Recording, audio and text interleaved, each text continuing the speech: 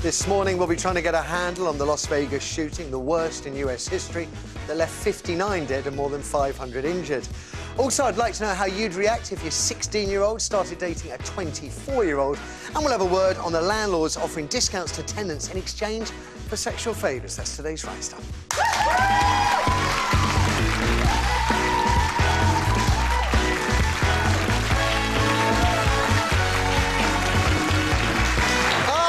Good morning. Welcome to Tuesday's show with me, Matthew Wright. It's the 3rd of October and the Daily Mail's annual The Spiders Are Coming! The Spiders Are Coming! Fright Fest is already underway with the right-wing rag warning how our homes are about to be invaded, not by evil tax-paying Europeans, but by 150 million marauding giant house spiders. I guess we shouldn't be too surprised. The clue is in the name, house spiders.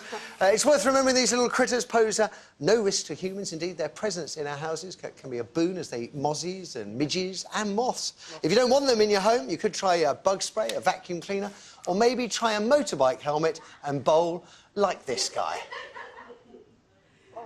Oh,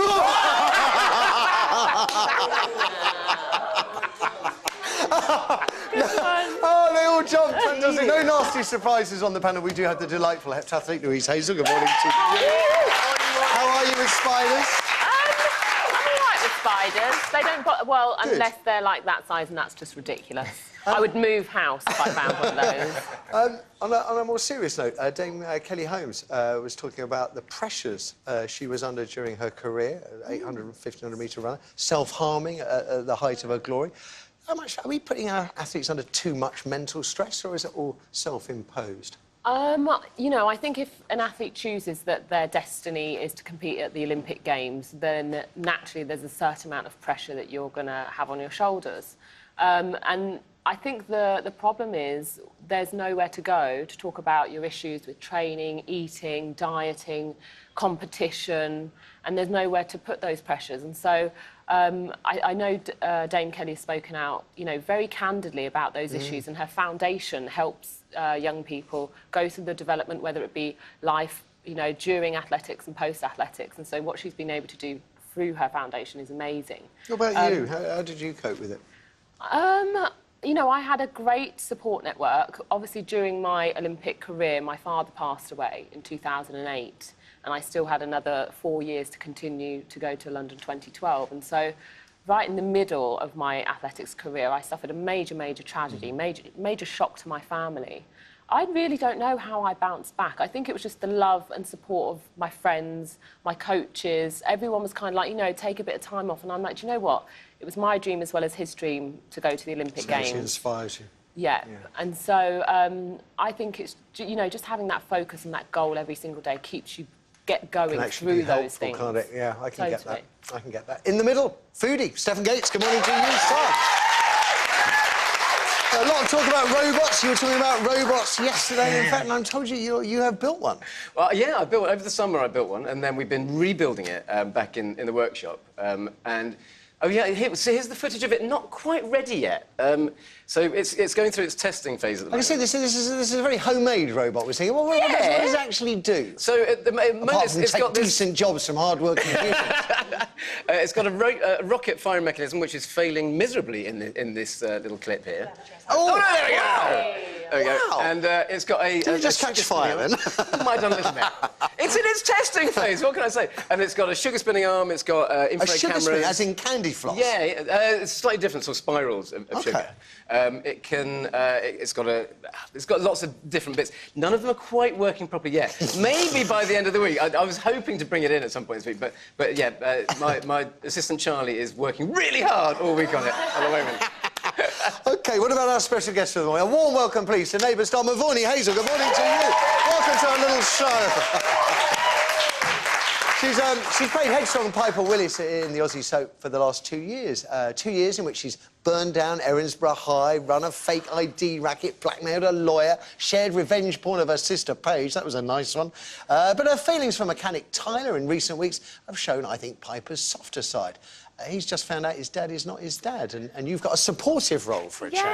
Yes. For once in our relationship, it's normally Tyler taking care of Piper, but it's nice. It's a nice change of dynamic in the relationship to see Piper taking care of Tyler. Is that a sign the scriptwriters and you and you're all settling down and we're comfortable with where Piper is heading as a character? Yeah, absolutely. Like, our relationship was on the rocks for so long.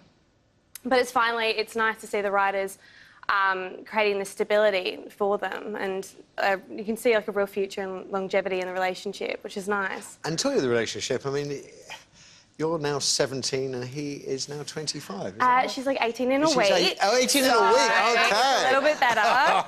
That makes all the difference. Yeah, but there is quite an age gap, and that caused a real issue when we first started dating, you know, in the show, and the fans as well. The audience weren't the biggest fans of the idea of us being together because of the age gap. But she is a very mature character for her age, and it was a challenge, but I think we finally have the fans on side, which is nice. Tell us a little about Tyler finding out his father is not his father. What was going on there? Well, as you said, pretty much, he finds out that so one of the Brennan, it's in typical Erinsborough style, it's who is it, which son is it? Who's the dad? Yeah, Who's yes. the son? Yeah. And he's just come on the street, and again, any new Ramsay Street resident is very suspicious and has ulterior motives. So Hamish comes on the street, and he seems to be the full package. Too good to be true. Ah, which, there we go. Is definitely the we have a case. little clip, I think, from tomorrow, actually, that sees a very tender Piper doing her best to put Tyler at ease as he continues to question his identity. Did she ever talk about changing her name after she got divorced? Okay, random. Ty? Just not really feeling like a Brennan at the moment, especially now that I know I'm not Russell's son. Hey, a name's about more than your parents or who you marry. It's about personal connections, a sense of belonging, like what you have with your brothers. Yeah, but what about what I want to have with Hamish? I'm not saying I definitely want to go through with it, but you know, I wouldn't mind looking into it. Okay, well, I can help you if you want. That'd be great. What a little angel. I know, what a sweetheart. Questions, Stefan? A common problem with actors and their roles, character creep. Have you become a bit like Piper? But not just are you evil and twisted, but you know, No, look at I've school. I've really done a lot in my time there.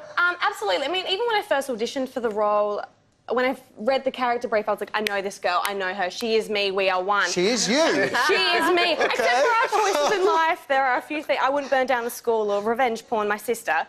But we are very similar, and absolutely, over the few years that I've played her, we have morphed into one. And do you start doing things that she does in public or with your mates? Okay. We are one. I think, which is hard because, you know, when you're doing heavier storylines, it's really hard not to take that home with you as well, and that's something I'm still learning not to do. OK, Louise, something for you? So, you're a Hazel. I'm a Hazel. I'm thinking... Oh, my God, just sisters. I mean, I've always wanted one. There's definitely a vacancy if you want to... Absolutely. OK. We're halfway there. I've got family in Australia, which is quite weird. Oh, my God, I don't have family in the UK. Well, you do now. You do now, girl. Thank you. I wanted to ask you about your name, Mavournee, because I've never seen it spelt as you have it spelt, but I have an Irish friend, and she's Mavournee, but it's spelt in Gaelic. In Gaelic, i.e. in that... So it's like it might as well be written PSN. in script. I mean, and it means my darling. It does mean my darling. Oh. Yeah. So how come have your Irish ancestry? No, my mum just really loved the name, and she likes Irish names, and they're beautiful names. My younger sister, her middle name's Sinead, and my brother's Finn. So... Irish. I know, but I'm such a fraud. I'm not even Irish. Well, I think it's a lovely name. I Thank really you. do. And it was hard to learn as a child. Like, you shouldn't be able to remember having to learn your own name. Have you seen it in Gaelic? I mean, obviously you speak Gaelic, it's second nature, but it's really complicated. And I'm told to somebody like you're a lapsed vegan. So what's that like? You're a vegetarian or are you... Oh, this is embarrassing. I used to be a vegan. Well, that's yes, okay. I used to be. I went vegan for health reasons, but I just wasn't feeling healthy anymore. You're a flexitarian. Oh, is that it? That's it. I learned this word this week, and it basically means you kind of pick and choose. Do what you like. Yeah. Why not? Why not? I'm not gonna lie, Omnivore, as we used to call it. I was thinking of those spiders, you know, one thing to do with them, eat them. You know, as long as you know that they're clean. I've spent why the heck not? 50-something years trying to get over my fear of spiders, and now I've actually made a vow when I did The Jungle. I'm a celebrity. I'm not going to kill another spider, and I haven't killed another spider. Well, when you said that they eat moths, I have a crippling phobia of moths, so I'm taking You're all for spiders. spiders. At the moment. In my house. I always think of moths as being slightly drab versions of butterflies, and we all like butterflies, but no. No. Big moths in Australia. Listen, Mavournee, great to have you with us this morning. Likewise, you at home. We have an intriguing, fascinating, and I have to say, rather moving show ahead, as we're going to be kicking off by getting your reaction to yesterday's mass shooting in Las Vegas. It's the worst gun attack in US history. 59 innocents slaughtered, more than 500 injured at the hands, not of a terrorist, as we would understand it, but a retired accountant who had more than 40 guns and thousands of rounds of ammo. And so far, no one knows why. Anything you want to say on that, I'd love to hear it, and we will before Mavournee leads us through the rest of the headlines. And then, taking our cue from Piper's adventures, I want to know what you do if your 16-year-old suddenly announced they were dating a 24-year-old. As long as their lover is not in a position of responsibility, of trust, then there's nothing illegal about it, so would you let the relationship run its course or try and break them up? Then I want to know if having a lotto money brings a lotto problems. Someone must win tonight's Euro Millions jackpot at £167 million. It is the biggest ever, but will they live happily ever after? Strikes me there are a lot of miserable-looking millionaires out there. And to wrap up, we're going to hear what you think about the growing number of landlords who offer cheap rent to tenants in exchange for sexy favours like massages and adult cuddles, whatever they are. Apparently there's no law against it, and with sky-high housing charges pushing 1 in 8 workers into poverty, wouldn't you be tempted to play the game for 50% off your rent each month? Storm. My rent goes up anymore, I might just have to consider it. Do you get to see the landlord first, like go on a couple of dates? The landlord always wants to see the photos of the tenants. Suspicious, isn't it? Yes, and of course we talk about it's a choice, but if you haven't got any money, you haven't got any choice. Yeah. Let's have the numbers. If you want to give us a call, your opinions count. The number is 0207 173 5555. Calls will cost you no more than 10 pence per minute from a BT landline, but other networks and mobiles may vary. You could send us an email to wrightstuff@channel5.com, or you could always text us, put TWS plus your comment to 85525. Text will cost 25 pence plus your standard network rate. Remember, not all messages will be seen on screen. If you're on social media, Twitter, Instagram, you can find us at 5Wrightstuff. You could also head to our Facebook page or our YouTube channel. It's youtube.com/The Wright Stuff. After the break, we're reflecting on yesterday's mass shooting in Las Vegas. It is a completely open forum. Anything you want to talk about, we're interested in hearing it. 0207 173 5555 is the number. It's the panel we're going to hear from next then. Shares in gun makers did what as news of yesterday's atrocity reached Wall Street? They rose or they fell? Find out which after this short break.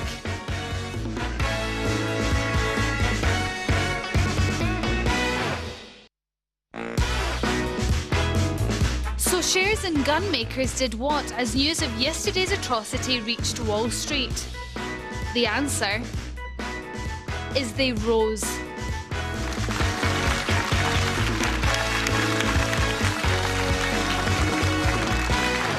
3% up shares were in, for gun manufacturers yesterday.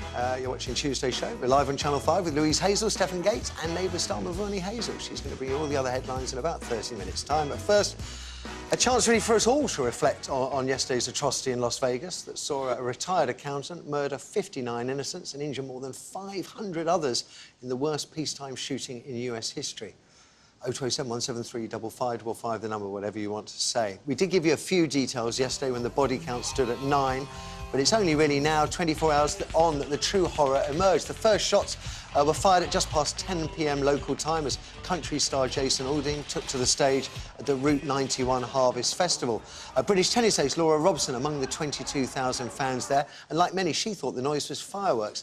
In fact, the sound was of semi-automatic gunfire as the 64-year-old retired accountant Stephen Paddock fired down on the crowd from 2 windows on the 32nd floor of the Mandalay Bay Hotel. He'd been holed up there for 4 days with 27 different guns in 10 bags. And after 15 minutes of slaughter, police blew the door to Paddock's hotel room to find the killer already dead. But the crisis continued. Las Vegas didn't have enough ambulances or blood or even hospital beds to cope. Fans used crash barriers as makeshift stretchers. They commandeered pickup trucks to serve as ambulances, while I'm very proud to say that British soldiers from the 1st Queen's Dragoon Guards, who were training nearby, raced to the scene to help, and I'm told they saved many lives. Now, as we learn the names of those who perished, of course, the questions begin.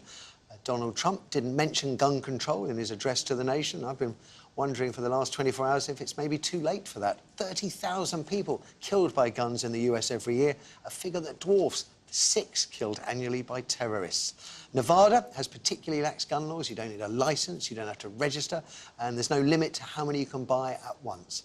Here's the pro-gun broadcaster. He actually works for a pro-gun radio channel called Neil McCabe, justifying America's gun laws. Guns save lives, guns prevent crimes, and you're asking Americans to what?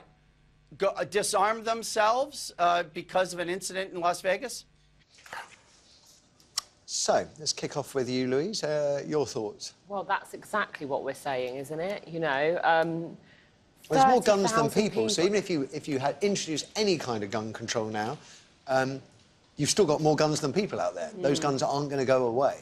Yeah, I mean, as you know, I've been out living in the US for the past few months, and you are just aware, as an outsider, that any situation that you get yourself into, any sort of conflict, might end up in, you know, someone might pull a gun on you, and that is just terrifying. But that feeds into the notion that you buy a gun to defend yourself. So man comes at you with gun, bad guy with gun, you need good guy with gun. The difference is when someone's firing at you from the 32nd floor of a hotel... You're defenceless. Your guns are useless. Completely defenceless. Which goes exactly against what the gentleman just said. Exactly. Somebody else with a gun wasn't going to stop that. Exactly. You know, I think the US really need to really a complete and utter U-turn in their approach. They're not going to. We know this. You know, this has been a conversation for probably the past 20 years. But they need to realistically. This is the largest. Sandy Hook, Aurora, Columbine. Yes, the largest Pulse mass nightclub, shooting Florida. Ever. It's not going to get any better, and that's the problem. The question is, why aren't the US government protecting the US people? That is the real issue. Because it's such a commodity. Guns are such a huge commodity in the US that they'd rather have the revenue than protect their own people. And that's Donald Trump was certainly. I mean, he was sponsored to the tune of $30 million by the National Rifle Association, the big lobby money group. Talks. I mean, there's some interesting points. I mean, when Barack Obama was president, he tried to make moves on semi-automatic hunting rifles, saying, you know, why does a hunter need a clip magazine that contained 10 or more rounds of ammunition to take out one deer? When that was announced, sales of guns went through the roof. People thought, oh, gun control's coming in, we must arm ourselves beforehand. But maybe there is a case for, again, to revisit semi-automatic weapons. If that man had had a revolver, Paddock had had a revolver, if he was limited to that or a rifle, far, far, far fewer people would have been killed or injured. There's no way that 59 people... I mean, and the hundreds injured, more than 500 injured. And I think that's one of the key things. The principle of gun ownership in the States is so contentious, but really, do you need an automatic weapon? And it's the toll of dead in Orlando, 49, San Bernardino, 14, 27 at Sandy Hook. I mean, it's the sheer... Most of whom are 6 and 5 years old. It is like a weapon of mass destruction. Yeah, well, But can you get the mindset that within the Constitution of America, within the liberation of the United States from the United Kingdom, that there is a mindset that in order for the United States, in order for the citizens of the United States to feel free, they view government, by and large, as an enemy, I think. They see it as a threat, an imposition, that they want to be free. And therefore, the guns, it's in their DNA. Yeah, and you've got to remember, America is an extraordinarily successful country, and yet it has these extremes that we in the UK just don't understand. 30,000 people killed by gunfire. It is bizarre. That's 85 a day. Anyone would call that an epidemic. Yes. You know, it really is. A plague. Yeah, absolutely. And so finding it difficult to say anything other than I am baffled that there aren't some kind of gun controls, especially on. But I think it is. It's in that DNA. When my sister was in Texas, she used to talk to the locals for hours at a time, and you just they had a fundamental distrust of government. They had a fundamental distrust of anything that happened in Washington, and that gun was both used as a hunting weapon, but also as a symbol of their ability to be free, if need be, from tyrannical politicians. Did it make any sense to you? In Australia, this gun, we never see any, like you're saying here, abusive police officers, and these sort of crimes are more prevalent in the States and in the UK. But in Australia, it's nothing like this, and I think a lot of it does come down to our gun laws, and it's just... But there are still more guns in Australia than you would have here. I just think it's like this cycle, as you said, like these sort of things happen, so people feel that they need to have protection and to be able to attack back. And I just don't know how you're meant to break that cycle. I wonder also if it's a slightly sort of self-fulfilling prophecy. I don't know if you've ever fired a gun, but I fired a gun when I've been making documentaries in war zones, and it does give you this extraordinary sense of power. And obviously, you've got something very dangerous in your hands. And I wonder if that sense of power leads to a sense of needing power in some way, or that sort of sense of independence. I'm not suggesting for one moment. I mean, the papers report that Paddock was a gambler, $30,000 a night that he could have been losing. You imagine a guy goes gambling. I'm not saying this is the case, but it seems a scenario. A guy goes gambling, loses a lot of money, comes out very angry, has a lot of guns because there's no control, and whether we look at it as some neurons just going or a breakdown, or just pure evil goes out and just think. And it's I think it's the association of everything from what we see in movies and televisions, the power of the gun. It's all of those things. I just wonder in what way do guns make America safe? Is there some evidence that says... The mindset is that they feel that they have liberated themselves historically from tyranny, and many still view their government as tyrannical. The politicians want things, so they're not there to serve, they're there to take, and very, very entrenched. And as long as they've got guns, that should the politicians or any evil chewed approach them, then they know that they have the ability to fight their way out of it. That's what I got very, very clear. Having idiots like that reinforce that message on live television across the nation every single day. Anyway, enough from us. I know you're desperate to get involved too, and after the break we'll hand control to you. I'd love to know anything you want to say, really, any of your thoughts, your reactions to yesterday's shootings in Vegas. 0207 173 5555 is the number. Loads of your calls after a few more ads. Which British pop star spookily predicted a shooting from the Mandalay Bay Hotel? Was it Robbie Williams, Ed Sheeran, or Sir Paul McCartney? Find out after this short break.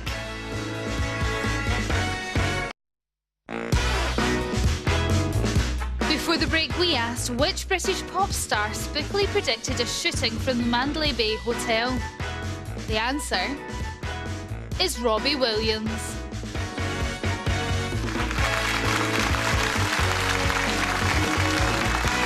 Yeah, it's a track, Me and My Monkey, from his fifth album, Escapology, in which he sings. We made tracks to the Mandalay Bay Hotel. We got the elevator. I hit the 33rd floor. I'm hoping my monkey don't point that gun at anyone. Extraordinary coincidence. You're watching Tuesday's Right Stuff with Louise Hazel, Stephen Gates and Mavournee Hazel. Mavournee is going to bring you all the other headlines shortly, including the latest on the Monarch Airlines crash. It's claimed the government knew about it weeks ago. And the Tory MP telling youngsters get on their bikes and find work. And no, it's not Norman Tebbit. But right now, a chance for us all to reflect on yesterday's atrocity in Las Vegas that saw this retired accountant murder 59 and injure 500 others, or more than 500 others, in the worst peacetime shooting in US history. 0207 173 5555, the number again. The first shots were heard as country star Jason Aldean played to a crowd of 22,000 at an open-air festival. At first, fans thought that sound was fireworks, but it was actually semi-automatic gunfire as 64-year-old Stephen Paddock, an accountant with no criminal record, fired down from 2 windows on the 32nd floor of the Mandalay Bay Hotel. And now, as we learn the names of those who've perished, the questions begin. Could gun control, perhaps a ban on automatic, semi-automatic rifles, prevent more slaughter? Well, before the break, Louise felt the US government is failing to protect its citizens. She feels a major U-turn on gun laws is needed, even if there are more guns than people in America. Stefan wondered if the very fact of owning guns and being able to shoot them for recreation turns people into getting a feeling of power and actually opens the door to these atrocities. And Mavournee, as horrified as the rest of us, feels, as an Australian, I mean, she's just struggling to... The way American gun ownership works, particularly in a state like Nevada with no control, strikes her as a completely alien concept. It just doesn't make sense. What are people saying at home in Storm? We've got Sandra on line 1. Morning, Sandra. Oh, hello. Hello, what would you like to tell us then? I just think that as more and more of these shootings occur, and there will be more, and there will be mass shootings, start asking the victims if they still believe in people being able to own guns, and the victims' families. And maybe a gradual change might occur in the USA. Do you think a gradual change can occur when the President of the United States benefited from a $30 million investment of cash from the pro-gun lobby? No, but I don't think Donald Trump will last. Well, he may not last, but the NRA, the lobby, will continue. It's already... I mean, you look how hard Obama struggled to get gun control through. Yes, he failed. I agree. But, I mean, it's very strange with America because it's still... It's almost as if the Wild West never left. Yeah, but with the kind of guns you can get nowadays, that, you know, you can shoot hundreds of people in minutes. Yeah. Yeah, well, that's what he did. That is exactly. What he did. So as more and more of these occur, and they will, you know, it's a miracle 500 weren't murdered. I mean, I can't... But I just think back to Dunblane, which I remember as if it was yesterday, and Thomas Hamilton going in, shooting all the kids. God, yeah. And our reaction in the government immediately was more gun control. And that was instant, and nobody batted an eyelid about it. It was, you know, yeah, we need more gun control. Yeah, but there are more guns than people in the US, so you could say we start bringing gun control, we start saying you can't sell any more semi-automatic hunting rifles, but they're not going to ever, I can't ever imagine a president or Congress saying anyone who's got a semi-automatic hunting rifle, you need to hand it in. I know, I can't myself, but maybe eventually, when enough of these terrible events occur, they might consider making one state gunless. Yeah, and see, because there are people in America who do want gun control. Yes, they do. I tend to think that everyone in America is happy with there being no gun control. No. And that is not the case. OK, Sandra, forgive me, I've got so many calls and I just want to get lots of voices in if I can. Thank you. Let's have a number. We've got Al on line 3. Morning, Al. Good morning. What would you like to share? Basically, I'm living back in England after spending a very long time living and working on and off for many years in the United States. Right. So obviously I have many friends over there, and I worked quite extensively in Las Vegas and have, you know, many friends there, and my thoughts and prayers with them. What I would like to put forward is the impact. I think your last conversation said it all. There's a lot of money tied up in arms and everything, and that's not going to go away. But also, it's the impact of social media. Now, my point being is, when the last presidential election took place, I was dumbfounded to find the amount of friends I had were very, very pro-Trump. Yeah. A couple of them have gone to extreme levels and displaying this over social media because it's such a powerful tool. So much so, I think the NRA and these people are running so scared of having gun control. Yeah. Just this morning, on my timeline, there are people posting material blaming the Democrats for yesterday's atrocities in Las Vegas. Surely there needs now to be a little bit of a curb. I mean, I know it's a very, very difficult area to cover, but there has to be a curb on that kind of material. We do it for, obviously, you know, pornography and et cetera, with Facebook, but hate speech like that is just clearly going through undetected on social media. See, I thought you were going to go down a different route with social media, that...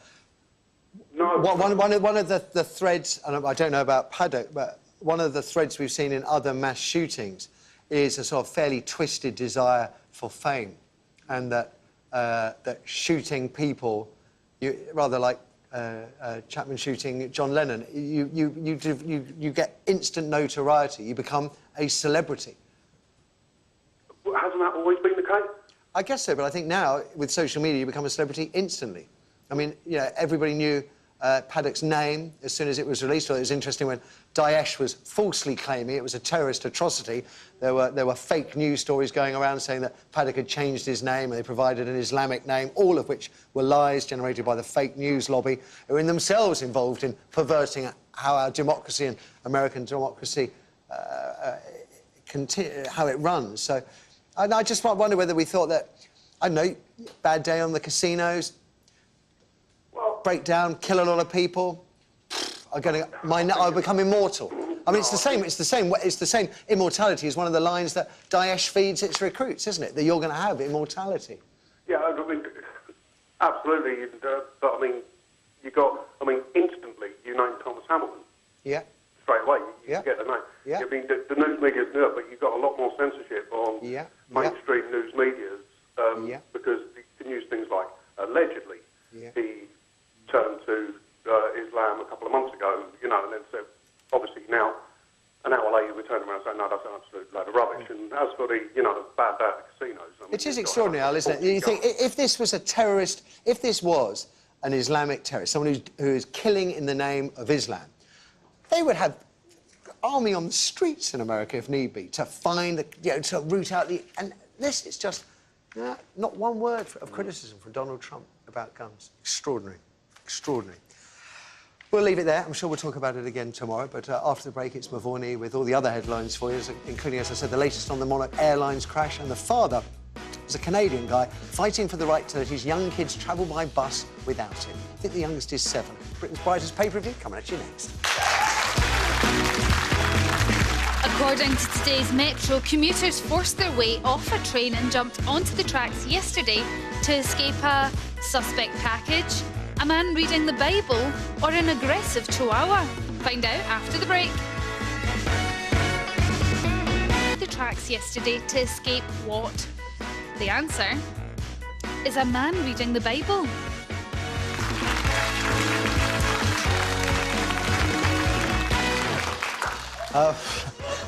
What can you say? Welcome back. It's Tuesday show with Louise Hazel, Stephen Gates and Mavournee Hazel from Neighbours. So to come this way, I want to know what you'd do if your 16-year-old son or daughter suddenly announced they were dating a 24-year-old. 0207 173 5555, the number if you've got a tale to tell. Is there any point in voicing your disapproval, if indeed... What do you mean you don't disapprove? Be interested to find out we've got different views on 16-year-old boys dating older people to 16-year-old girls. But right now, Mavournee, over to you and some British stories you may not be fully au fait with. What have you got first for us? All right, well, our first headline is from The Times. Monarch passengers' rescue plan hatched a month ago. More than 700,000 air passengers caught up in the chaotic collapse of Monarch Airlines face losing hundreds of pounds as it emerged that the government knew the firm was in serious trouble a month ago. I was aware that Monarch had a few problems. I mean, a few weeks back. I don't know if I could say a month ago.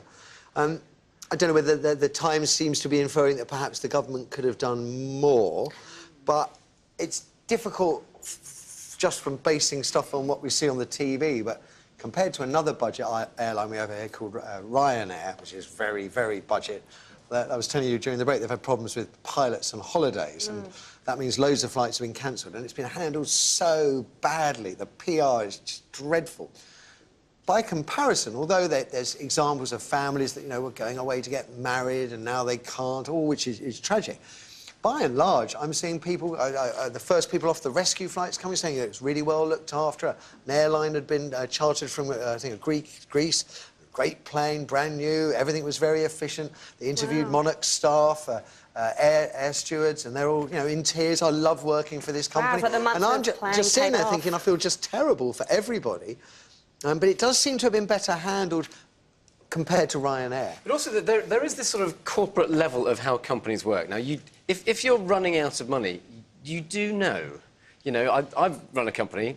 You do know the cash flow, and you can hope for certain things. And I know that they've been hammered a bit by sort of Tunisia and Egypt and Turkish flights, causing problems. But you know you're running into problems. And I would Well, I imagine suppose they had a they would be plan. looking for a buyer. That's the inference is that we know it's heading towards crashing. However, maybe a rescue can come in. Maybe a rescue can come in. Even yesterday, when I'm looking at these beautiful aeroplanes sitting on the tarmac, you think, I mean, there's got to be a rescue here. You've got an airline. You've got loads of customers. The customers like the airline. The planes are there.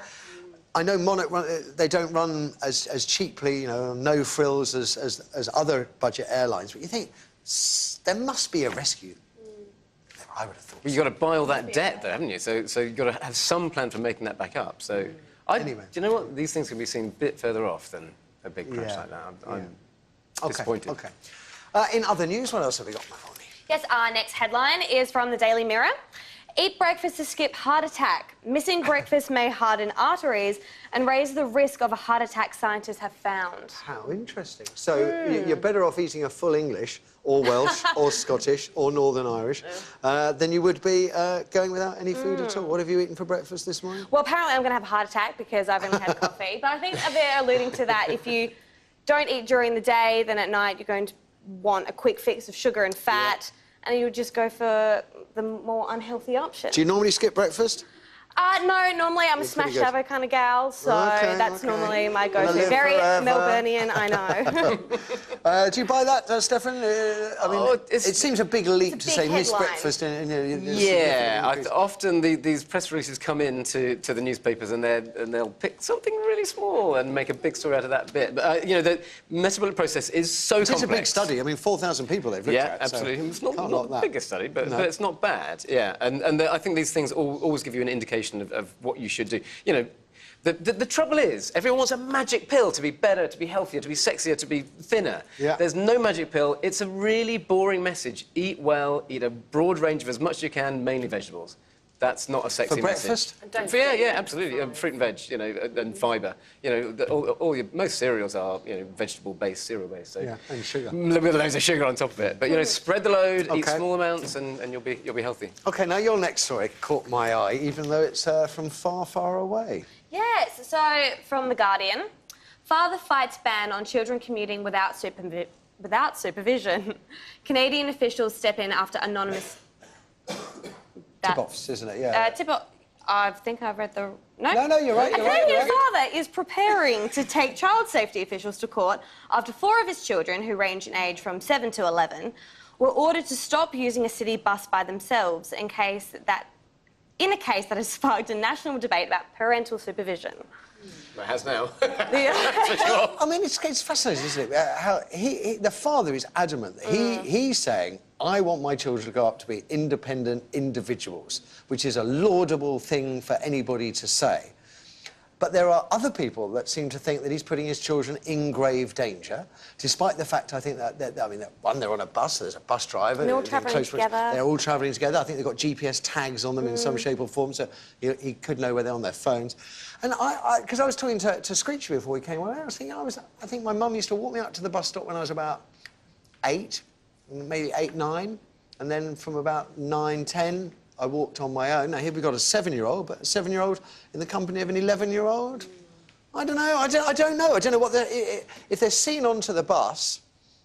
I don't know. I kind of think it's all about the him, situations and the characters of the kids, and you make your decisions. And you know, parents are generally pretty good at thinking these things through. They're not. Are they? Because I mean, the average age that parents think that children are safe to go out on their own has risen to 14 now. That's quite high. That is quite high. And when we do phone-ins about it, that's backed up by the callers. 14. Wow. So here you've got a child of 7, albeit travelling in company of the child. What do we think? We like it? We think Dad's doing the right thing or Dad's doing the wrong thing? I don't know. I know what I was like at 11, and to have to be responsible for my... dragged kicking and screaming. Yeah, I don't know, but they are all together. And if you place responsibility on children, I think, although I take your qualification, Stefan, that it depends on the child, but I think broadly a child can step up to the responsibility. Either way, I'm not sure it should be subject of a sort of, it's British Columbia, sort of statewide investigation. Yeah. I don't see too much problem with it. I think that it's a little bit, you know, becoming a little bit of a nanny state. I think that it's the discretion of the father to decide whether he feels comfortable sending his 11-year-old out with his 7-year-old and putting them, you know, in that position. Does I think depend on it's the kid. completely My kids are happy kids, you know. individual. They terrify me. I was going to say, I mean, I know Vancouver fairly well, and it's one of the safest cities I think I've ever been to in my life. We might be having a different conversation if it's a bus ride somewhere else. Interesting, interesting. One last one from you? Yes, and our last one is from the Times. New flu jab to tackle every strain of virus. A flu vaccine that would be the first in the world to tackle all types of the virus and would not have to be given every winter is to be tested on NHS patients. Yeah, I think they've got a whole bunch of people they're going to give it to. It sounds great. I mean, Yeah. it really does sound great. Because one of the problems with the current flu jab is they have to try and preempt what kind of strain of flu... It's Aussie flu we're getting this year, Well, apparently. yeah, I was about to say this winter in You Australia. come over here with your viruses, eh? Well, yeah, in Australia this winter we've had a really bad flu season. We've had a lot of elderly die from it.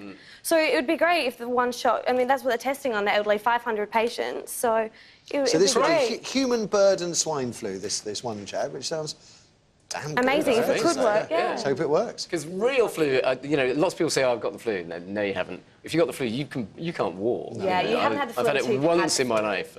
Whoa. Yeah. Well, fingers crossed we all avoid it this year, but it's not looking good, I have to say, Mavournee. Nicely done, thank you. Stefan, follow that, please. Right, we're going to start off with the Daily Mail. So the government has come up with a comprehensive plan for tackling terrorism at its Have they? roots.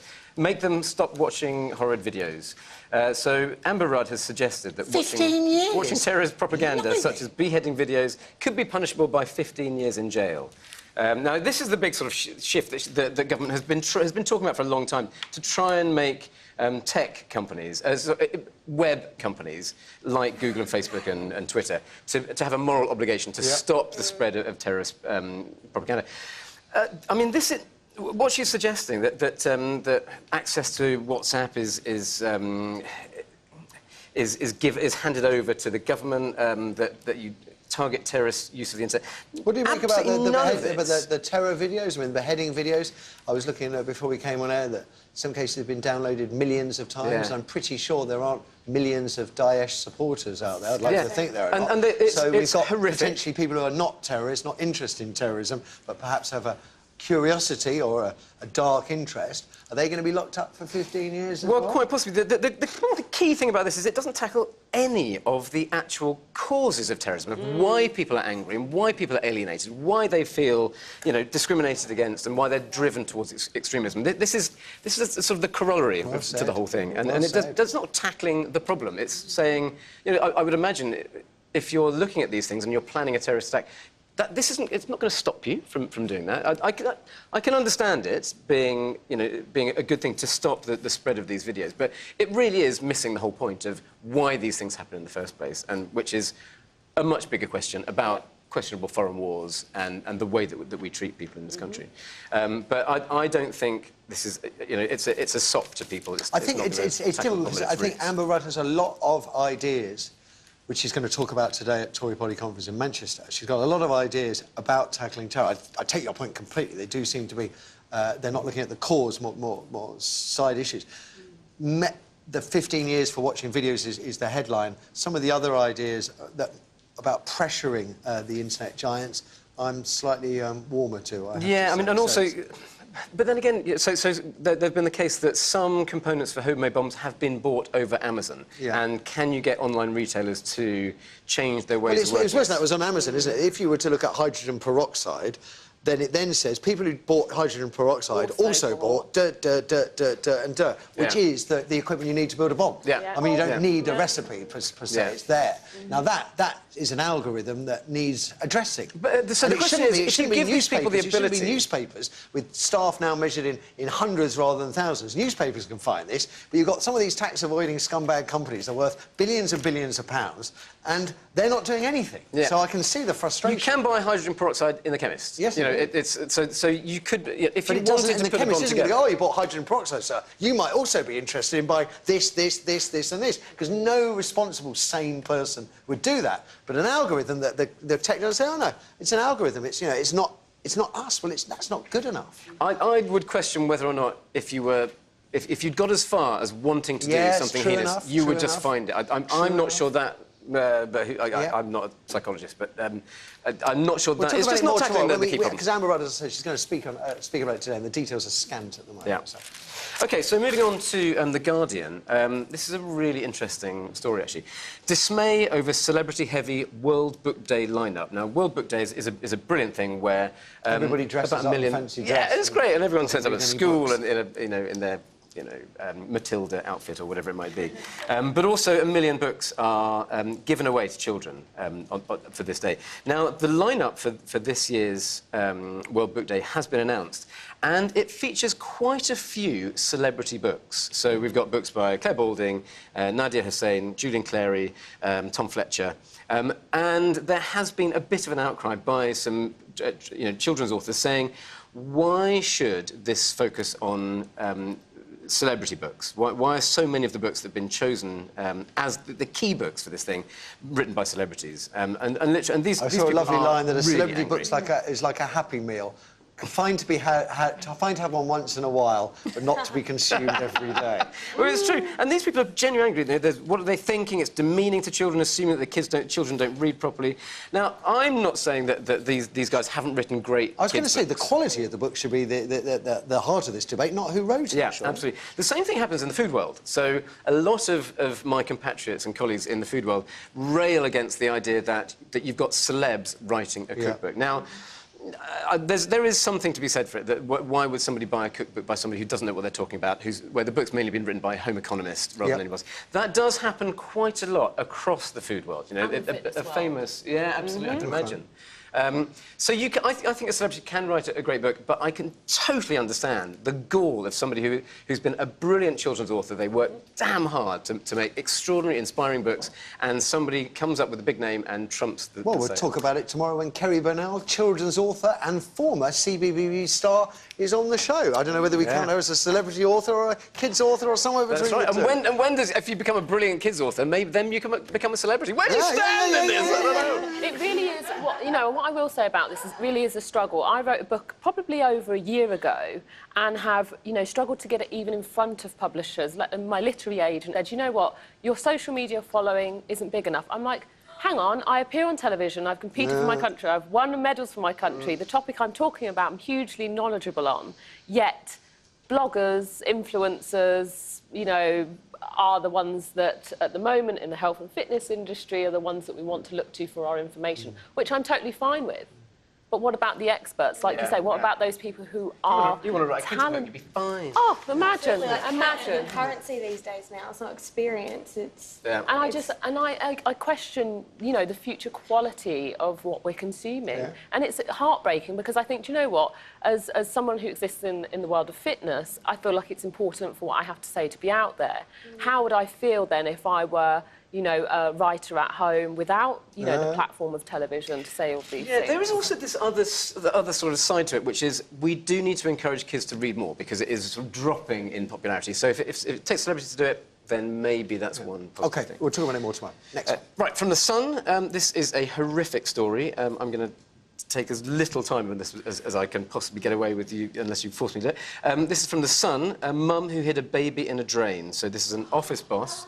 She had a stillborn baby, and she disposed of it in a drain. She drove to her parents' house, I believe, and put it in a drain pit and left it there. It was found 2.5 years later by a plumber, and she has been taken to court and she has been jailed for the crime of concealing a pregnancy. Concealing It's a subsequently birth. transpired that it was actually her partner's child. Yeah. And I believe the partner had been kept in the dark. I have to say, for the first time in a long time, I'm glad we've done it in The Sun, because this story in the Daily Mail bangs on about this woman being a high flyer, an HR executive, and what we're actually dealing with is someone who clearly was in a deep, dark place. I can't imagine the trauma she must have been going through. And can I be honest? It breaks my heart that she's been sent to jail. I can see that what she did was wrong, but any human being with any heart must surely empathise that this woman didn't choose to have a stillborn baby, and what she did in that emotionally distressed... I can't believe you've locked her up. It's a whole series of different tragedies. You've got people that run people over, right? when you read the court transcript, you look at some of the circumstances and think, I'm not entirely sure this person was, you know, really driving to the best of their game when they killed. Right? And they walk free, and this, it's horrific. I mean, let's be clear. There's no sort of indication that she killed this child. No, not it was a stillborn child. There's the deception to her partner, which is terrible, but I would like to think it is ultimately forgivable. But jail serves no one here. Yeah. Awful, horrific story. Now, back to a story that we had a little bit yesterday. This is from The Times, about the Catalan independence referendum. The illegal referendum. The illegal... The illegal act of democracy. That's right. Which is it's a very strange story to talk about. You know, they're making a choice and they're not allowed to make that choice. Anyway, today, it looks like there's been a little bit of the foot has been taken off the accelerator a little bit. So Catalan leaders have stepped back from declaring independence. Because it was conditional of the referendum, wasn't it? That if the referendum voted for independence, and it was 90% in favour of independence, but fewer than half of people eligible voted. Yeah. But if it backed independence, then the Catalan government would be compelled to declare independence within, I think, 48 hours. And they've decided they're not going to do that anymore. They were due to debate tomorrow about whether it should just, you know, secede from Spain. But it's turned out that they're just going to set a date for the next parliamentary session. And the idea is, well, hopefully this will give everyone sort of room to manoeuvre, everyone to just hopefully calm down a little bit. Because obviously there's been a huge very dignified amount of protest yesterday, a peace march, and against the police violence, crossed with to show how they've been silenced. Yeah, absolutely. And interestingly, I mean, there does a lot of the studies that look at Catalan say that it does seem to be that if you look at people as a whole, they are narrowly opposed to separatism because it was quite a low turnout, and there are lots of stories that.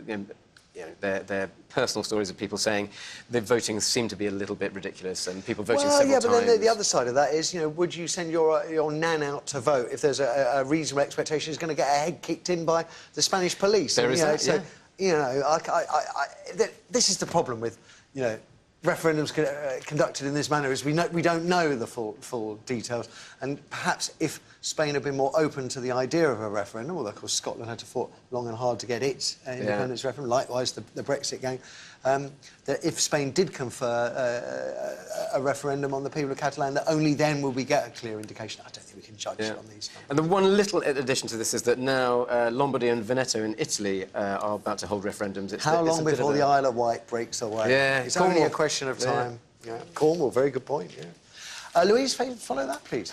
Page 15 of The Times, ethnic minorities twice as likely to be jobless as whites. So black, Asian and minority ethnic Britons are almost twice as likely to be employed as white people in the UK. So it's up at 8% of unemployment, the rate of unemployment, versus 4.6%. This is a report commissioned by Theresa May, isn't it? So this is going to be a battle for a fairer country. That's right. I think it's a really good.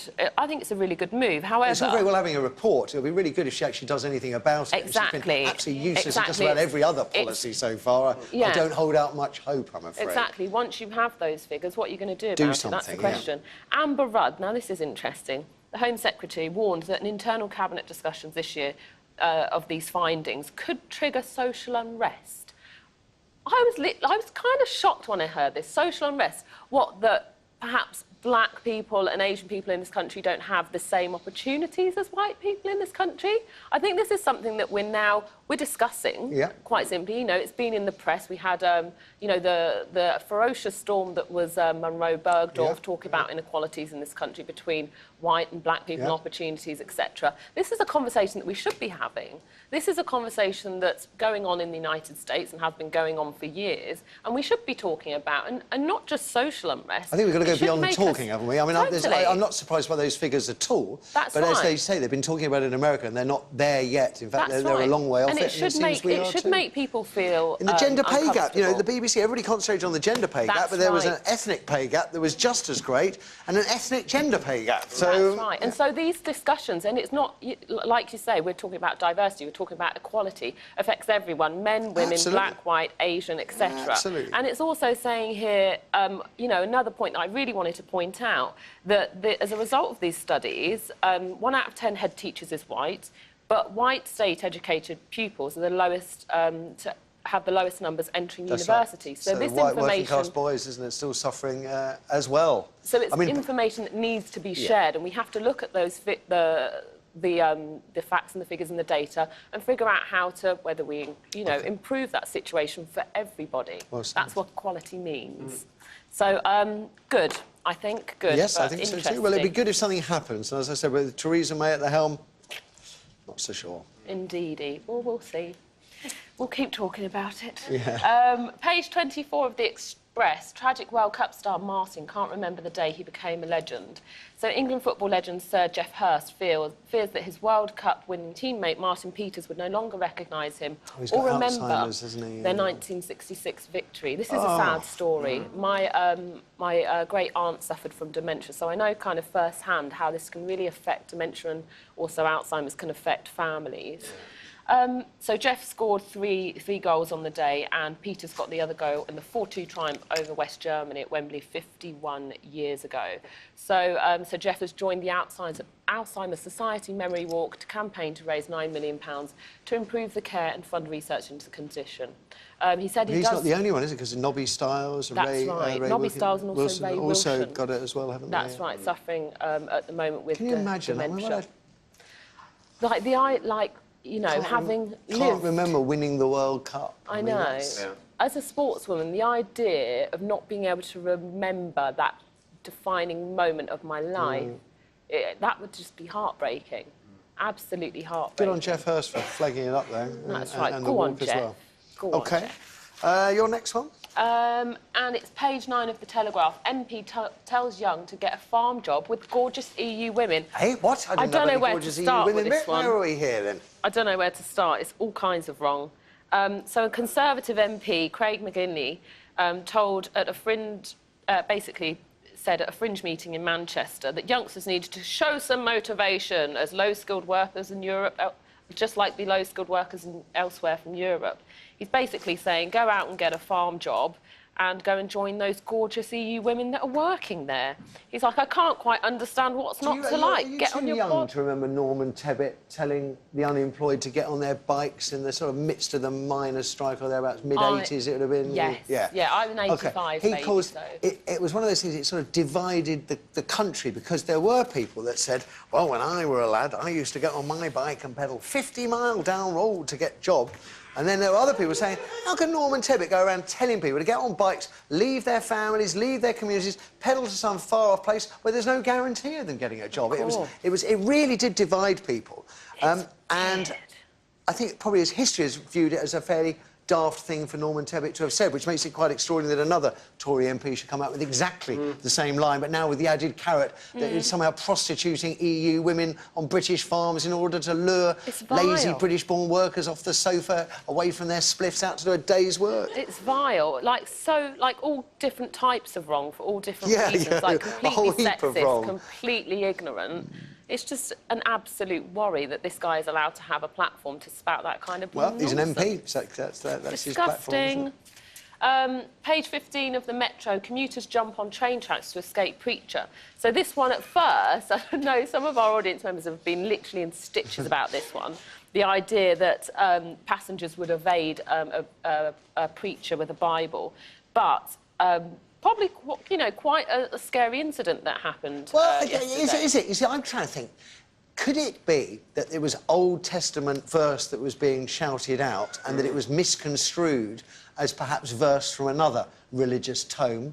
I think so, and I think that the passengers were probably concerned that the messages that were being shouted out, such as "you better pray, doomsday is here," was probably, the start or, of potential terrorist attack. They had a rucksack as well, and so obviously, if you look recently at millions of people have rucksacks. I've got 3.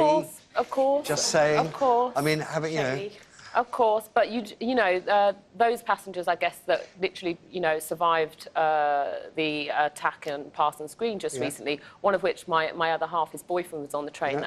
Friend of mine too. Other half's business partner was on the train that day, and so I would probably jump off if someone started going a little bit loopy and behaving a little bit weird. It definitely makes you. It's the idea that religion has become something to be can feared. be terrifying. Yeah, and I think weaponised. Christianity has, you know, there's talking about the Old Testament, you know, We've it's... also got to keep a grip, haven't we? And somebody reciting verses from the Bible talking about doomsday, even wearing a rucksack, you have to make a judgment. I have to ask yourself, is this person more of a risk to me than pulling open the doors of a train, jumping onto potentially live tracks and being squashed by another train? Well, the I mean, train if we're would stop. terrified of everything, then the terrorists have won. Yeah, absolutely. I think that there's a difference between, you know, coming across preachers in the street that you can cross over the road and you're out good of point, the way. fair point. But when you're in a contained, you know, I take the carriage point. and the train comes to a stop because there's confusion as to what's going on. It is worth mentioning that some of the passengers, when the police called, actually defended the chap. So there we go. Fair enough. Not everybody saw him as a danger. Fair Well,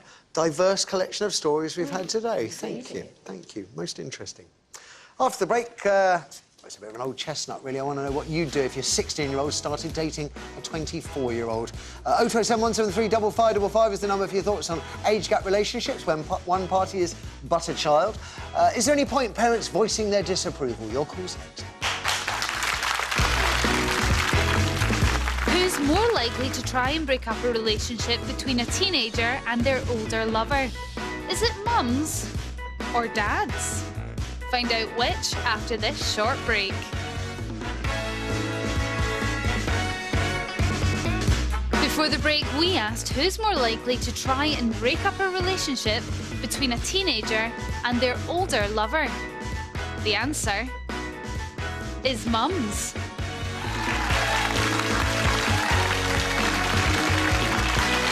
There we go. Welcome back. It's Tuesday. We're celebrating, if there's such a thing, with Louise Hazel, Stephen Gates and Mavournee Hazel from Neighbours. Still to come this morning. Does having a lot of money bring a lot of problems? Someone must win tonight's £167 million Euro Millions jackpot. But will they live happily ever after? 0207 173 5555 is the number. Don't worry about the cost. We'll bail you straight back. Strikes me there are a lot of miserable-looking millionaires out there.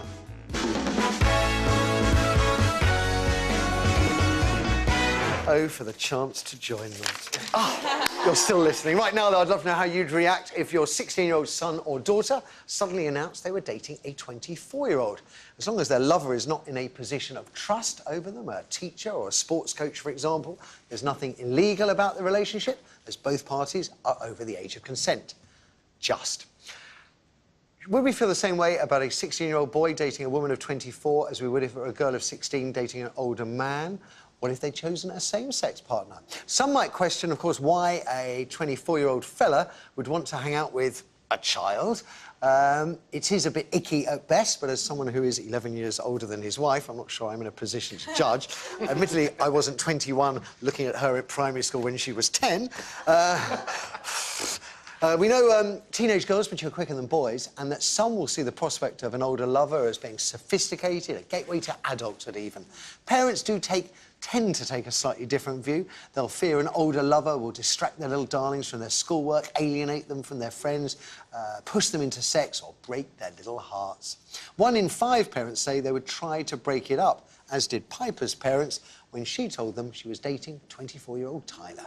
Tyler and I love each other. I'm sorry, but you are too young to even know the meaning of the Can you word. just please stop and listen to me? And honestly, do you understand how insulting it is when you say stuff like that? Like, sorry, how old were you two when you first met?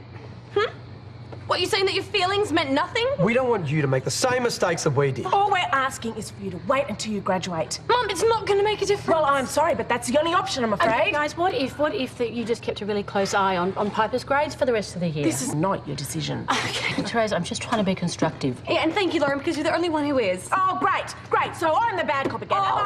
You're too old for her, that's it, OK? End of story. I was distracted by your embarrassment, Mavournee, watching the clip. That seems like a million moons ago. You look very different, but Yes. do you have to... I mean, I know that's fictional, but do you often wonder if a parent or parents were to turn around and say, that's the most wonderful news, darling, I hope you're very happy together, do you think the relationship would break up much quicker? Probably. That was absolutely... Like, I think a lot of Piper's drive was the fact that her parents were saying no so strongly, and they were so against it. And the more they... Yeah. And it has been dubbed that, yes. The more they fought against it, the more Piper fought for it. And she's a teenage girl, and teenagers are like that. If your parents say don't do something, you're going to want to do it. Do you think it would be different if it's a 16-year-old boy? Absolutely. I think society... So we still have that very, oh, very... 100%. It's a little bit, as you said, icky. It's funny, the age, the gender, if it was the other way around. I find that quite sad still, really. I know. But I think it's probably more likely at 16 that it will be a girl with an older partner than a boy. That's just my guess, and maybe your calls can put me right. Just have a feeling about it, because girls do mature quicker. Yes, and that's very much the dynamic of our characters as well. Like, Piper was a very headstrong, mature young girl. And would you, in real life, would you have entertained it when you were 16? You would, I can tell. Honestly, when I was younger, I was doing a lot of acting courses with people who were a lot older than me, and I feel like I matured because of the that, yeah. And I remember my mum said to me, I'd prefer you to be with someone who was older, because I knew they weren't going to be a 16-year-old boy after one thing that was going to break your heart. There'll be a 24-year-old boy after one thing. No, not as fixated on that one thing, perhaps. What about you, Louise? I personally don't see anything wrong with it, and I actually think that the... What if they were 30? 16 and 30? No, not a problem, actually. Really? I think that it very much, again, comes down to the individual. Yeah. And the fact that women do tend to mature faster than men, it's not a bigger deal as we think it is. I think that society makes us think, and I think as long as the young lady is of age and, you know, has her wits about her, and, you know, the other way around, vice versa. I genuinely think that we put this whole Did you do it when you were 16? Were you an older boyfriend? Might have done. I wondered. There's a ring of truth to that, I think. Yeah, I mean, quite simply, and were your folks OK about it? Do you know what? My parents have always been very, very supportive of my friendships, relationships. They never kind of told me no, which I think, as you know, we talked about in this story, would have perhaps made me a little bit more headstrong, a little bit more determined to defy them. So note for any parents out there. I was going to say, you should be writing notes here, Steph, You've got girls, though, haven't you, Not that much longer to wait. You've got girls. It's fine, darling. Yes. It's fine. He's lovely. Yes, you know, if in all the years I've known you, I've never seen you so unhappy and conflicted. No, I would find a way to be happy. I mean, there was... You would find a way to be happy? I would find a way to be happy. You know, it would be weird. Yes, it would be weird. I can't deny it. But I would... But, if you were 30, would you still find a way to be happy? What's important is that my kids are happy. You know, that's the most important thing. You can have a relationship that's really lovely and supportive with them. But, yes, I'd find it really icky and I'd be really uncomfortable. What about Mrs. Gates? What would she feel? Because we saw that... I think we're both... You know, all we care about is are the kids going to be happy? Are they with somebody who loves them and supports them and makes them feel happy and confident? And if that's that person, then that would be really good. OK. The problem is... And then dump them in a year's time and get somebody who's younger! No, I didn't never say that. Yeah, I think the problem occurs is when you get a right wrong-un, isn't it? That's the problem. Daughter, son or lover? What's that? Daughter, son or lover? Which one's the wrong-un? Well, if the lover is the wrong end. Like, if I had a young daughter and she brought home a guy who you could tell was a bit of a wrong end, and you're kind of like, you want to tell them that's not a good one, but then it's like, that's when it becomes difficult. I think you're right. Let's see what you have to say at home, shall we? Storm? We've got Katie on line 4. Thank you, Storm. Morning, Katie. Good morning. What would you do? Sorry? What would you do if your 16-year-old started dating a 24-year-old? Well, I was 14 and he was 24. We lived across the road. He was, we were in a very rich, affluent area in good old Beaconsfield, or Beaconsfield. And he was, I was, as I said, 14. I absolutely fell for him. My father allowed me to walk across the road into his house. He was a drug dealer. I destroyed my education. He was part of the KKK. When I was 17, I got pregnant, and he beat me so bad. I had a stillborn, which I took to the hospital because disposing of a body is a crime, by the way. Yes, of course. Yeah, I know it's a crime, but it's a crime that doesn't necessarily have to follow with a year's prison, because that doesn't necessarily help anyone, Katie. And I've managed to can I just stop you there, because I mean, Katie, I don't think she can hear. Katie, I wanted to stop you there because, of course, 14 is very different from 16. 16, it's legal. 14, it's not. Yes, well, that's correct. But Yeah. I still think... Well, no, it just means that at that point, that your family, if they were aware of that relationship, will have failed you profoundly if they allowed that relationship to continue. Well, yes, but I think once you're... So it's a different thing from what I'm talking about here, because I don't think anybody could condone what happened there. maybe, At 16, it becomes... At 16, it's more complicated because it's legal for that 16-year-old to have a relationship. 16 to 17 and a half. So... Katie, thank you very much for the call. Sorry, I'm not sure you can hear me clearly. Let's try another. We've got Ruth on line 1. Morning, Ruth. Good morning. What would you say if your 16-year-old was dating a 24-year-old?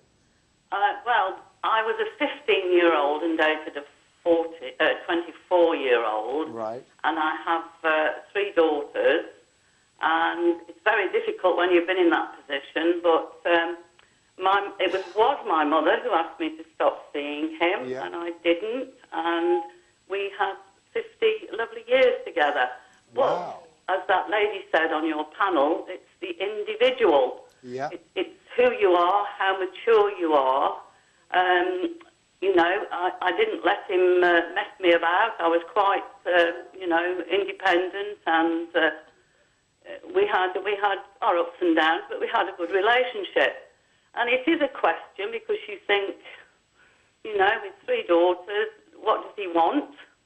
Obviously, my daughters are a lot older, and I wasn't put in that position as my mother was. And when you look back, you think to yourself, it must have been hard for her and for my father. Oh, yeah, you know, for sure.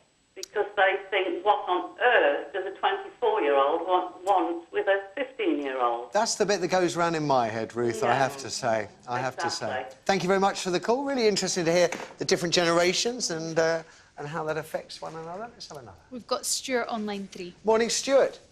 Hi. Good morning, Matthew. Good morning. What would you like to tell us? I seem to have a 27 fixation.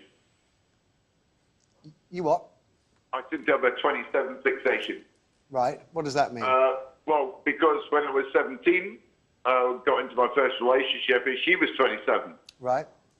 When I went into my next relationship, she was 27, I was 31. Right, OK. So 27 is your lucky number. Let's talk about the first relationship then. So she was older, you were... How old were you? Oh, it was a graduate. It was a graduate. Right. But how old were you? I was 17. 17. What did your parents say? My parents were dead. OK.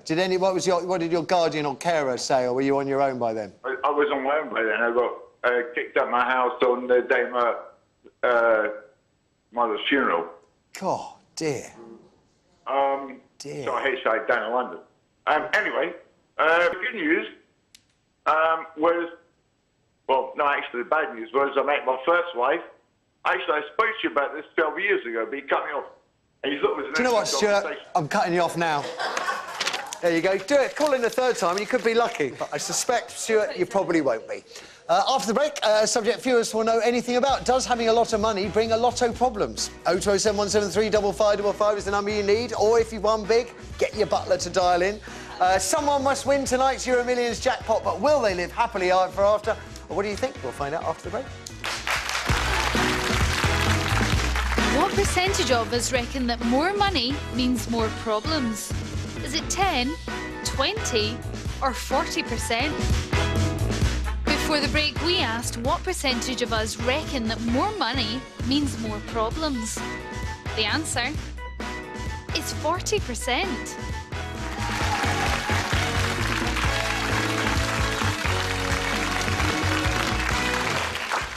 Higher than I expected. You're watching Tuesday's show with Louise Hazel and Stephen Gates on the panel. Neighbour star Mavournee Hazel is our special guest. Blessed? Cheers. Still to come this morning, I wonder if you've got a problem with landlords basically offering discount rent to tenants in exchange for adult cuddles and more. 0207 173 5555, the number. Maybe you've been in this situation. There's no law against it, so would you be tempted to play the game for, what, 50% off your rent every month?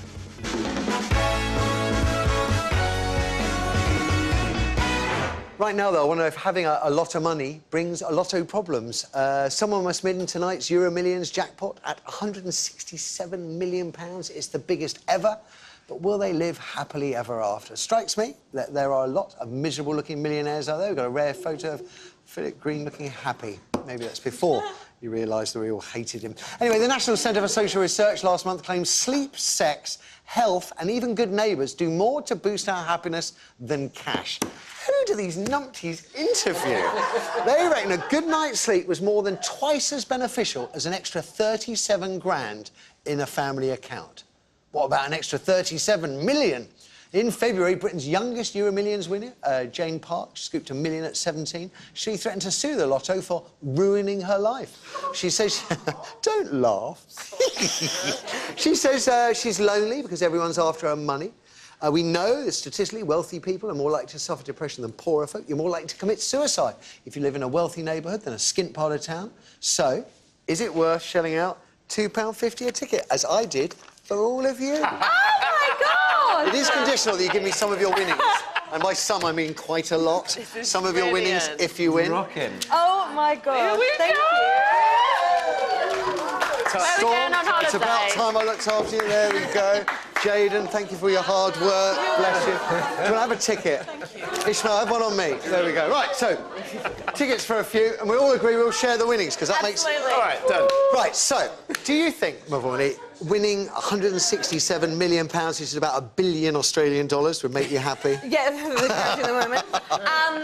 No, I don't think money buys happiness at all. And there are so many books and the key to happiness, and money is never the answer.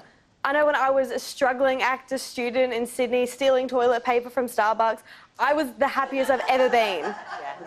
Yes. Money gives you more problems. You don't do the lottery either, for the same reason? I don't. Oh, no. But you're quite excited now. Wouldn't be mad at winning it. But I think if you were to be in a position where you were to win or come into this sort of money, you give back and you help family and First time I saw charity Richard Farley, who sits in Dragon's Den, otherwise known as Shark Tank, and he's a very, very wealthy man. And it's really interesting. So, have you ever bought a boat? And he just laughed in my face, because he just said, he says that's not a sensible use. Philip Green bought boats, but he says no. It's just like you said. The joy comes. There's the joy of the security of never needing to worry that you have to pay a bill again for the rest of your life. Your kids are never going to have to worry about paying a bill if you bequeath it to them, but by and large, giving something back. Absolutely, being humble and sharing. I did turn around and say to him what an absolute idiot he was. But Stefan, what about you? You occasionally buy a ticket. Yeah, can I just say that there's something slightly magical about being given a lottery ticket by somebody else. It's like I've been touched by a little bit of stardust. Yeah. Anyway, sorry, drifting there a little bit. Do you think it brings more problems? Yeah. I mean, there's a lot. The lottery winners are possibly not the best judge because, you know, you can go from life A to life B in the blink of an eye. Yeah. It's not like you've had to crawl up the greasy pole to get there. The thing about the lottery is it's anticipation, it's dreams, and it's fun as long as you only buy the odd one every now and then. And that's the thing, the anticipation, that gap between buying it and finding out you haven't won and disappointment is lovely. And then there's the slight disappointment. But I think the thing is, when I was a writer for a while and I was earning no money, and I would wake up every morning 3 hours before I should with money terror. Right. And this is, you know, occasionally it's happened where you just... And I think there's something to be said for this, not enough sleep and not enough sex and not enough relationships with... Because sometimes money terror, which I used to have, a heck of a lot, really does mean that you don't sleep, you don't have a functioning relationship. And I think... I get you, so that if you get those things coming into your life, you will feel better off. Yeah, absolutely. So maybe if the money... It's a secondary aspect of it. If you have a little bit more money, so a little bit more comfortable, you can then have the enjoyment of all those other things. Louise? I don't think I'd have any problems. 167 mil. Would it make you happier? No. No, I don't think it would. Make me, I like to think that I'm literally 80% happy any day of the week, any given scenario. Do you know what I mean? We're all grateful to be here. And 867 million. That would just be the extra 20%, wouldn't it? But do you know what? I tell you what I wouldn't do. I wouldn't tell anybody. Try. If there was the option to not tell anyone, that would be me. They'll know if I've won, because I won't be here on Monday. Simple as that. He'll be off in your Matthew's not here. I wonder where he is. Call his phone silence. He's gone. What about the people at home? We've got Claire on line 1. Morning, Claire. Hello. Hello there. What do you know about large sums of money and happiness, Claire? Well, I inherited quite a lot of money when I was 22 years old. Right. I found it affected all my relationships with my family and friends and everybody. I inherited the nickname of heiress and was hit up for loans, business ideas, people wanting me to pay for everything. Are you going to say, I mean, can you give us a clue as to roughly what the amount of money would be worth in today's money, what you inherited? Nothing like tonight's winnings. Right. I actually ended the situation by immigrating to this country. Right. So, by today's standards, I'm not too sure, but... If you had your time again, with the experience you've had, yeah. would you have ended up giving the money away rather than having the problem? I think I would have kept it quiet and used the money wisely. It's a lot of pressure to get a lot of money to do something important with it, and nothing ever seems important enough. Claire, very, very wise words. Thank you. Couldn't have wished for a better call. Thank you. Final phone of the day is financially related as well. We're asking you if you've got a problem with landlords offering discount rent to tenants in exchange for massages, adult cuddles and much more, actually. 0207 173 5555 is the number. Maybe you've been in this situation. With no law against it, would you be tempted to play the game for, I don't know, 50% off your rent every month? Your call's up. One last quick break. How much rent would a pretty young girl have to pay for this luxury apartment in exchange for adult fun? Is it nothing, £1 a month, or £100 a month? Before the break, we asked how much rent would a pretty young girl have to pay for this luxury apartment in exchange for adult fun? The answer is nothing.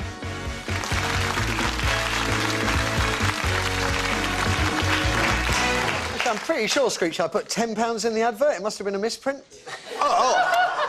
Welcome back. Last bit of this morning's show. That is actually a current offer on Craigslist right now, if you're tempted. Oh, really? And if you are tempted, give us a call, because we need to talk.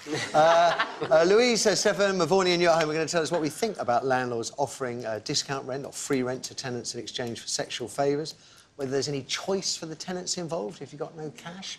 0207 173 5555, the number you need. And while you're dialing his Storm, with some of your emails on our earlier phone-ins. So all you can think about is that Euro Millions draw now. That's all any of us can think about. Do you know what, actually, I can think... I don't know when it comes out. When do you know whether... I don't know. No, Soon. I've actually never bought a lottery ticket, so this is all very exciting. Still haven't, have you? Technically. And if I win, you'll never stop reminding me. So on to the first topic of today, which is obviously the horrendous shootings in Las Vegas, and plenty of people emailing in with their thoughts. Les says, in an age of watchfulness about terrorist activity, did no one in that hotel notice anything suspicious about the amount of gear that man took to his room? And what about room cleaning for 4 days? Actually, when you think about it, it is bizarre. You can buy guns freely. You can buy as many as you like. They might have just thought he's come shopping in Nevada. There we go. He's I know, but you might guns. think that even the cleaning ladies or cleaning He's men got a would have licence. wee There's chat. Paddock guy. He had a licence to fly a plane, a licence to hunt, a licence to drive, and he could buy all those guns with no paperwork at all. I'm just worried about his wallet. How many licences would he have to fit in there? Anyway, they said, surely questions need to be asked about the hotel, and I'm sure they will be. Yeah. Tim says, the USA will never ban guns because of the amount of money the industry generates. Yeah. There should be a limit to the number of guns that they can have, and they should have to give good reason to want an automated rifle or machine gun. Yeah. You reckon? This should be on an annual licence, which includes an annual mental health check. The right to bear arms should always be superseded by the right for life. Well said. Nicely put. And Brian, who is an owner of a shotgun for Clays, thinks the US needs to drop this rubbish about it's our right and it's in our constitution. There's a huge difference between a shotgun capable of firing 2 rounds, of which there are around 1.3 million in the UK. Yep. And anything up to a fully automated weapon capable of firing 150 rounds a second. Owning a shotgun for recreation or sport purposes does not make me want to go out and shoot somebody. No. I had no idea there was 1.3 million guns in the UK. Yeah. I would have said there was much fewer than that. Yeah. But you see, it's quite interesting because we've got a lot of guns. We have actually very few gun deaths. Many more people killed by stabbing Of course, knives are everywhere, but our gun control broadly must work. And it was much improved after Thomas Hamilton and Dunblane. And yet America's had mass shooting after mass shooting after mass shooting, and they haven't moved at all. And they just won't. And you can't help but wonder, you know, it's worked much better for us than it is for them with gun control, but we've had, even though we've got a lot of shotguns, still far fewer. It's 370 million firearms in the US. 370 million. I think there's only 340 million people in the country. Yeah, it's absolutely terrifying. And you just know, even after this incident... There'll be more. Nothing's going There'll to be more. change. Now, on to, will you let your 16-year-old daughter date a 24-year-old? Jay, we did quite a few nice emails on this one, actually, but Jay says, when I was 16, my partner was 22. 18 years on, we've been married for 9 years and have 2 children. Nobody blinks at the age difference now, No. but we've just had a daughter and would both hit the roof if she wanted to date a 22-year-old when she was 16. I think it's a natural sort of instinct that you have to go over. It's difficult to tell from the few conversations we've had, but I got the feeling that actually modern parents are a little bit more relaxed about it than perhaps my parents were, because they've got the wisdom of knowing what happens if you do go, you can't do that, you can't do that, your kids just will. I don't know, actually. I reckon that they're very liberal until it happens and Yes, then things maybe, change. maybe. Helen says, I started dating a 24-year-old just before my 16th birthday. I was much more mature than the boys my age, and my mum and dad were very clever about including him in the family, inviting him around for Sunday lunch every week so that eventually he got embarrassed enough about his hangovers that he stopped drinking too much on a Saturday night. We've been together for 21 years and married for 14 now, and he is totally adored by my family. How fantastic. So you were saying, Stefan, during the break, weren't you, that the one way to get rid of unwanted boyfriends is to invite them to suffer with the family. A really quiet dinner. Any more? Done? That's it. Fantastic, thank you. So, what do we feel about landlords offering discount-free rent in exchange for adult favours? We first talked about this earlier in the year when Scottish First Minister Nicola Sturgeon raised the alarm, saying she was horrified by the number of such offers being carried on the small ads on the website Craigslist. Stuff like rent reduced to £1 a month if you're interested in exploring submission with landlord, or a nice room available for a girl who enjoys being dirty in the bedroom. Ministers in the Scottish Parliament were told to act, but as such deals are informal, nothing can actually be done to stop them.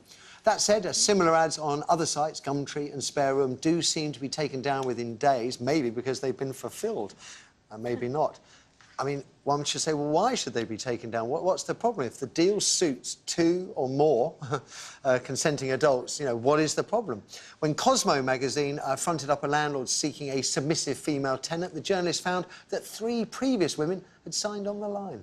Then again, with sky-high rents pushing 1 in 8 of us, 3.8 million people into poverty, we can't underestimate the sort of sexploitative nature of the deal. I mean, is an impoverished woman who accepts such a deal doing so freely?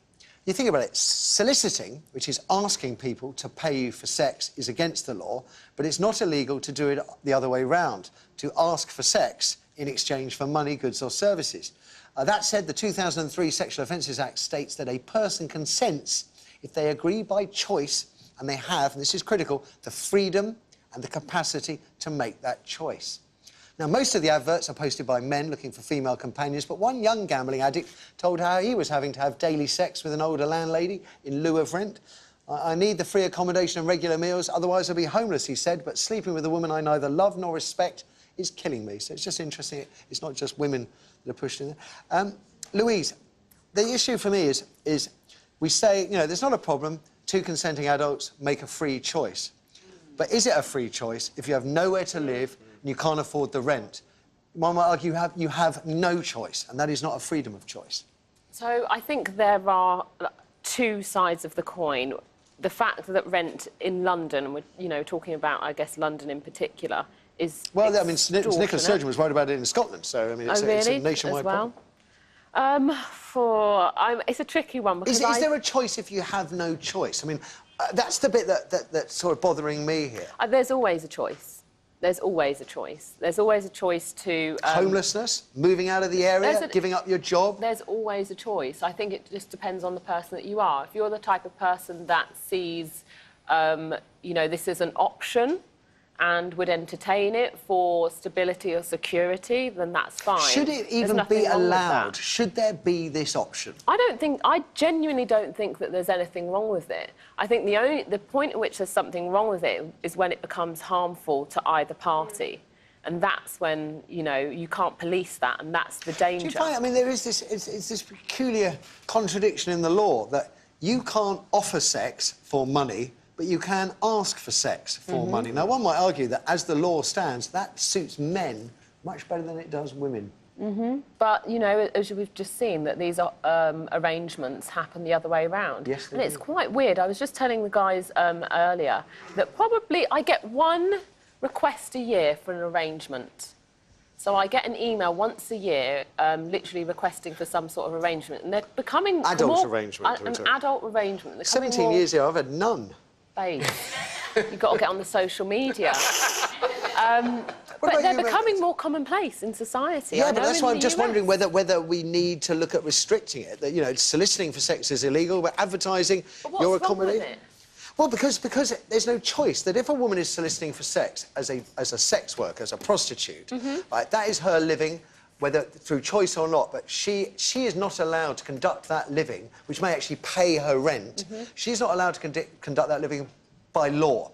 But a man, a wealthy man, can offer up and ask for sex for money, and yet the people that are taking up the offer, one might say, could be, I mean, it could be choice, could be freedom of choice, don't deny it, but other people could be so economically repressed, so hard up, that actually they're being exploited, and the law should protect them. Could we just make it both legal on both sides? So you're the libertarian. What about you, Mavournee? Complete libertarian. I am so torn on this. I agree. I can see both sides of it. If they're both consenting and they're But both not what with kind of consent is it if you have I no know, choice? and I I mean, feel Louise like says everyone has a choice. the whole but if the nature of choice it. is homelessness. Exactly. Right, that's not much of a I choice. feel like the whole nature of it is quite disturbing and borderline illegal.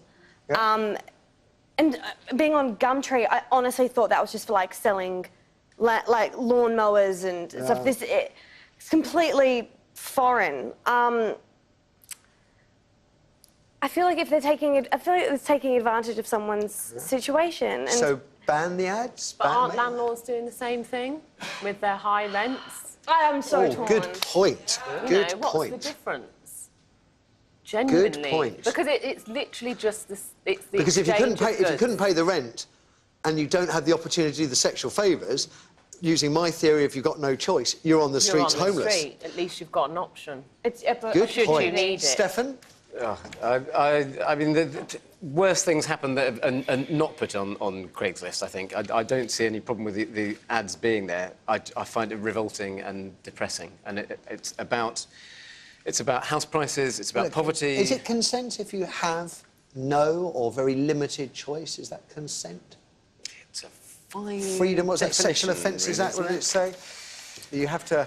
A person consents if they agree by choice and have the freedom and capacity to make that choice. Is it freedom? But the thing is, That's have what no I'm wondering. choice. There is But also, you're saying you're only putting it in the circumstance of that person is going to be homeless. There might be people who want to take advantage of it, Absolutely. so that they can, you know, keep their wage and do whatever they want with it and have free accommodation and do what they want. Very true, very true. Let's find out what you think about it at home. We've got Marie on line 1. Morning, Marie. Hello, morning. Have you got... I'm quite conflicted now. Louise has got me going round in circles. What do you think? Have we got a problem with these ads, first of all? Well, this particular ad, I feel, actually saying what it does on the tin. Yeah. So you're going in with your eyes open. Yeah.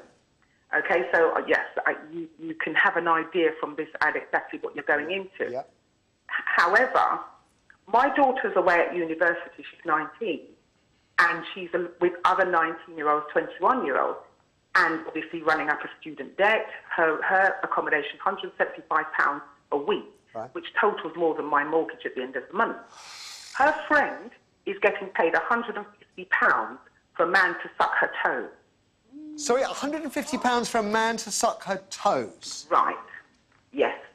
And I said, well, how is she? Because my daughter spent a year trying to find work so that she can supplement her uni bill and not keep coming to me to pay for her shortfall at the end of the term. She said, oh, but Mum, such and such, is getting paid £150 to suck her toes. I said, well, under no circumstances are you going there. How did she find that?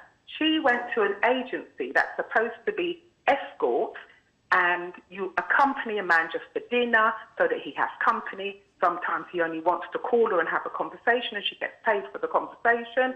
But it just turns out one of the men just wants to suck her toes. And every so often, he'll call her up to go to have her toes sucked, and she gets paid £150. Ridiculous.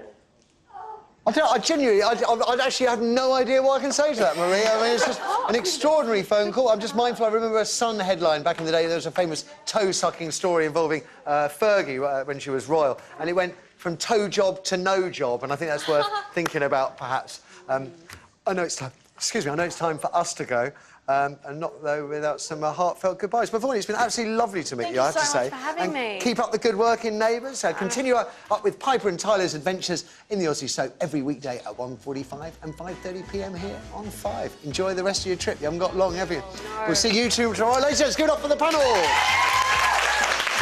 Tomorrow, as I said, we've got CBeebies star turned children's author Kerry Burnell bringing you the headlines.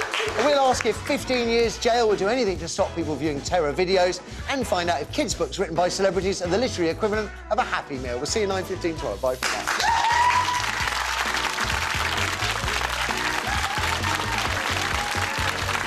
Do you want to be part of the right stuff? Well, if you've got something to